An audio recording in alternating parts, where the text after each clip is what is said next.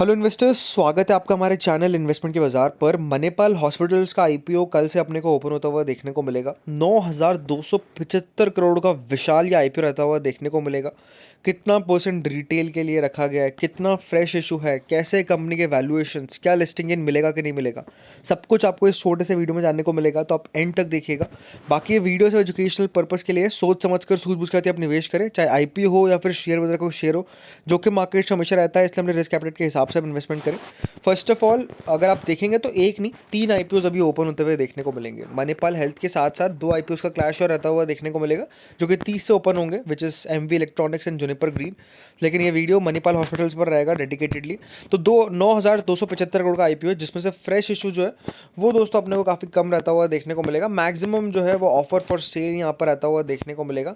Overall fresh issue माफ करेगा 8,000 करोड़ का है, एंड यहाँ पर ऑफर फॉर सेल 1,275 करोड़ रुपए का है। मैक्सिमम पैसा जो है वो कंपनी के पास ही जाता हुआ देखने को मिलेगा।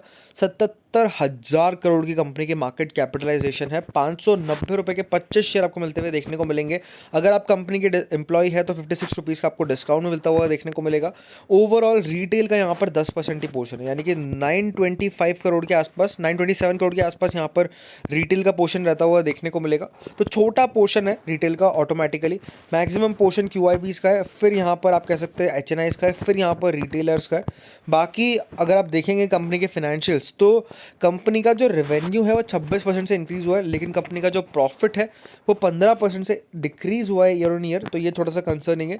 बाकी कंपनी के अब आपको मैं अच्छे से एसेट्स और रेवेन्यू की स्टोरी बताता हूँ। तो बेसिकली 2024 में कंपनी के एसेट्स थे 10,000 करोड़ के, जो कि अब आ चुके हैं 24,000 करोड़ के। बहुत बड़ा ग्रोथ अपने को एसेट्स में देखने को मिला है। कंपनी का जो रेवेन्यू है वो 6,200 करोड़ से बढ़कर 10,500 करोड़ आता हुआ देखने को मिला है। काफ़ी बड़ा जंप है। प्रॉफिट आफ्टर टैक्स की अगर बात करेंगे तो पहले कंपनी का 6,000 करोड़ में लगभग 500 करोड़ का प्रॉफिट था, फिर 8,000 करोड़ में 1,080 करोड़ का प्रॉफिट था, अब 10,000 करोड़ पे 915 करोड़ का प्रॉफिट है।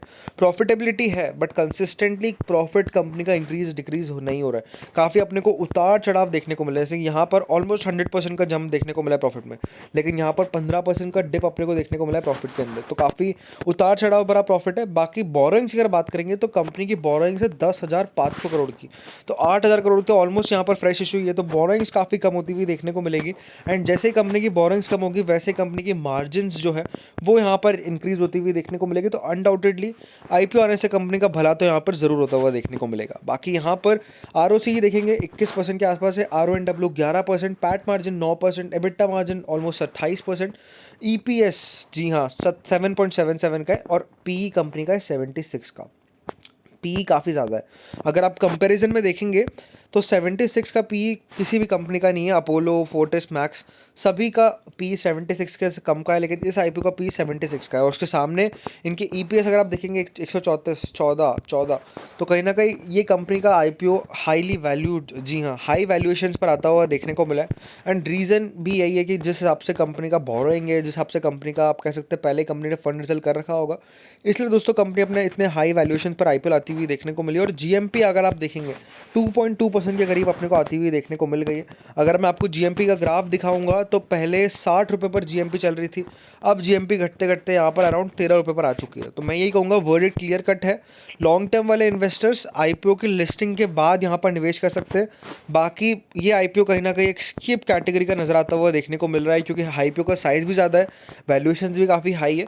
अब देखना होगा कि क्यूआईबी कितना सब्सक्राइब करते हैं, उस बेसिस पर डिसीजन ले सकते हैं। बाकी करंट सिनेरियो में स्किप करके चलेंगे, और बाकी अपॉर्चुनिटीज़ में अपन ज़्यादा फायदा यहाँ पर उठा सकते हैं as compare to Manipal hospitals. बाकी अगर आपको वीडियो पसंद है, चैनल को लाइक करें, शेयर करें, सब्सक्राइब करें। Thank you friends watching this video.